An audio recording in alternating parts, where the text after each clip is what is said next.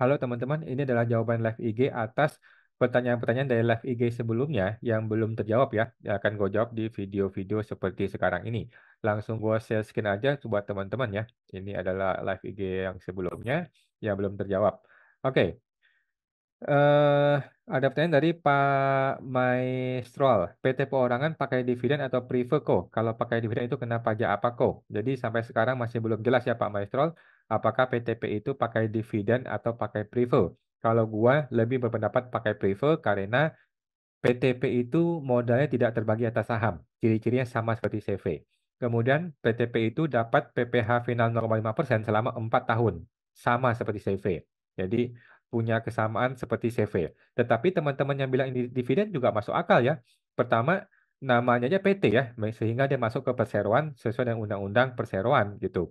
Kemudian, apalagi argumen teman yang lain mengatakan ini dividen ya. Nggak ada lagi sih, cuma itu doang ya.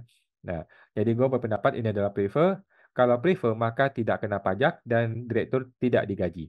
Berbeda kalau dividen. Kalau dividen, kena pajak apa aja? Yang pertama adalah PPh satu ketika direktur ngambil gaji setiap bulan. Yang kedua adalah ketika dividen diambil dari laba tahan, maka si orang pribadi akan bayar PPh final 10% atas dividen atau dia bayarnya 0% jika dia investasikan uang dividen itu kepada instrumen-instrumen investasi ya seperti SBN, tabungan, deposito, beli rumah, properti dan lain-lain. Oke, itu aja Pak Maestro, semoga terbantu. Troll, kemudian Bapak Dapur Kuliner Palu, malam kok kalau kita buat CV 2025 supaya kita tetap bayar 0,5%.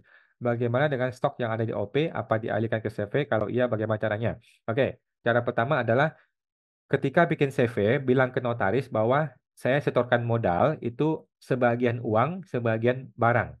Oke, jadi setoran modal ke CV itu bisa berupa uang, bisa berupa barang. Jadi saya setorkan modal ke CV itu bentuknya sebagian uang, sebagian barang. Barangnya harus dibikin daftarnya, barangnya apa aja, nilainya berapa rupiah, berapa piece, total rupiahnya berapa, total semuanya berapa. Oke, kemudian di CV, di jurnal lah ada penerimaan modal, bentuknya uang sebagian, bentuknya barang sebagian. Kemudian di orang pribadi bagaimana? Di orang pribadi mulai hilangkan barang tersebut, tetapi muncul harta baru yang namanya modal di CV. Gitu, Pak. Di SPT tahunan orang pribadi yang berikutnya. Kemudian orang pribadi langsung berhenti bayar PPh saja. Sudah tidak ada PPh lagi karena tidak ada omset. Oke, seperti itu semoga terbantu Pak Dapur.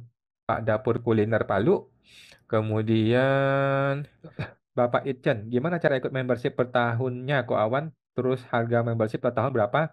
Ibu tinggal masuk ke website www.siapatakutpajak.com ya. Eh, jadi tinggal masuk ke website siapatakutpajak.com. Di sana semua ada informasinya ya. Semoga teman tuh Bu Itchen. Bapak Itchen, kemudian Ibu Ibu Lili Vansin, malam kok. Boleh info aturan pajak untuk perusahaan yang bisa memakai tarif UMKM? Apakah cek KBLI perusahaan? Oke, cek ke PP 55 tahun 2022 Pak ya, Ibu ya. PP 55 tahun 2022 mengenai siapa yang boleh dan tidak boleh pakai tarif UMKM. Kalau dia bentuknya PT, maka semuanya bisa pakai PPh Final UMKM selama 3 tahun. Kalau dia CV, itu bisa 4 tahun, tetapi CV itu dibatasin sebagian tidak boleh. Yang tidak boleh adalah CV-CV yang didirikan oleh para pekerja bebas. Kalau orang pribadi 7 tahun, kecuali pekerja bebas. Itu. Oke, semua terbantu Bu Lili. Bu Lili Francis, kemudian Bapak Itchen, kita beli Sun 4 tahun, 2023 ke 2027. Jadi tahun perolehannya mesti update tiap tahun. Gua rasa enggak, Pak ya. Gua rasa enggak ya. Cukup tulis aja 2023 perolehannya ya. Semoga terbantu Pak Itchen. Itchen, oke, mohon maaf ya teman-teman. Bapak Ferdian, kira-kira ada nggak jasa yang bisa menggunakan PPh final 0,5%? Bisa Pak ya, dengan cara bikin PTP atau bikin PT. Sehingga Bapak bisa pakai 0,5% selama 4 tahun atau 3 tahun. Oke. Semua teman tuh Pak Ferdian. Ya, Bapak Ferdian, kemudian Ibu Anissa, makasih Anissa sama-sama. Nasution, kemudian Pak Budi sama-sama, makasih. Bapak Budi, kemudian Ibu Swandayani, Pak Awan, kita CV PKP. KLU-nya dagang eceran. Terus kita beli gudang untuk memperbesar usaha jadi distributor. Beda KPP nih. Yang saya tanyakan, apakah harus ganti KLU? Tidak usah, Bu ya. Tidak perlu ganti KLU, jalanin terus usaha seperti biasa, Bu ya. Bu Swandayani 42, kemudian kemudian eh Gudang yang luar kota, apakah harus buat MPP cabang karena beda KPP dengan toko yang di pusat ya?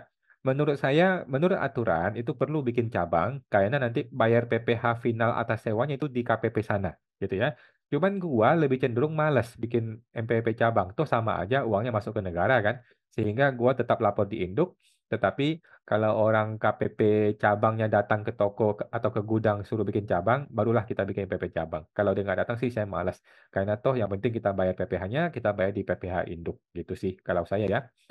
Dan apa juga harus PKP pemusatan. PKP wajib pemusatan Bu ya sekarang ya. Kalau Ibu bikin MPP cabang, maka otomatis Ibu harus melakukan PKP pemusatan. Gudang hanya buat penerimaan barang dari pabrik. Yes ya. Jadi pemusatan itu wajib ya. Baik Ibu punya berapa cabang pun tetap wajib pemusatan ke induk. Semua teman tuh Bu Suwandayani. Ibu Suwandayani 42 lagi. Kemudian untuk permintaan MPWP cabang, apakah ada survei? Kemungkinan iya, kemungkinan enggak, Bu ya. Enggak ada masalah. Soalnya ini masih revisi, belum ada aktivitas, Pak. Oh, maksudnya renovasi gitu ya. Enggak ada masalah, Bu ya. Enggak ada masalah. Silahkan dibuat MPWP-nya. Kalau dia mau datang ya datang. Kalau enggak ya enggak gitu ya. Kalau ditolaknya bagus ya, kita enggak usah bikin MPWP cabang gitu. Jadi enggak ada masalah, Bu. Silahkan diproses saja kalau mau. Sama teman tuh Bu Swandayani. Ibu Swandayani 42. Mohon maaf ya Ibu ya. Nanti kita jawab di YouTube ya, Ibu ya. Ibu Evelyn, jika PPN masukan sudah lewat masa inputnya, itu nanti bisa dijadikan biaya di akhir tahun tidak? Terus, yang dijadikan, jawabannya bisa ya Bu ya, jawabannya bisa. PPN masukan yang tidak dikreditkan itu boleh dibiayakan ya. Oke. Terus yang dijadikan biaya itu angka harga belinya saja atau harga beli plus PPN? Jawabannya total ya, harga beli plus PPN. Jadi PPN masukan itu punya dua pilihan, boleh dikreditkan, boleh juga dibiayakan. Kalau dikreditkan, berarti kan dikreditkan. Kalau dibiayakan, berarti seluruhnya harga barang plus PPN itu dibiayakan sebagai HPP. Evelyn, teman-teman tuh Bu Evelyn. Kemudian Bapak Wiliana Ria Yoga, kok karena saya nggak buat perubahan modal, jadi dividen saya muncul di neraca pada bagian ekuitas langsung dengan angka minus di bawah laba tahun berjalan. Dengan asumsi jadi langsung mengurangi modal juga. Oke. Terus nggak ada masalah Bapak Pak. Wiliana Ria Yoga, Bapak baiknya gimana kok? Apakah tetap harus dibuat di perubahan modal saja? Jadi kalau saya Pak ya, kalau saya sama seperti Bapak, saya bikin akun baru. Kalau saya bikin akun baru namanya dividen atau prefer yang nanti ada di kelompok modal yang nanti akun ini bersifat mengurangi laba ditahan. Kalau saya sih gitu, gitu Pak ya. Anyway, ini hanya masalah akunting, jadi tidak ada masalah. Yang penting Bapak bisa menjelaskan. Gitu sih Pak ya. Bebas saja mau seperti gimana. Teman-teman tuh Pak William. Bapak Chiefson Lin, kok di UMKM itu biasanya PPh-nya apa aja ya? PPh ini OP atau badan nih Pak? Kalau orang pribadi cukup bayar 0,5% aja setelah melewati omset 500 juta, beres. Kalau badan, dia mesti pikirin PPh 21 atas PPh karyawan, PPh 23 atas bayar jasa, PPh 4 ayat 2 atas sewa, kemudian PPN kalau dia PKP, kemudian SPD tahunan badan, gitu ya. Itu doang sih Pak. Sebenarnya tidak rumit sebenarnya. Ini setiap bulan ya rutin-rutinitas seperti biasa aja.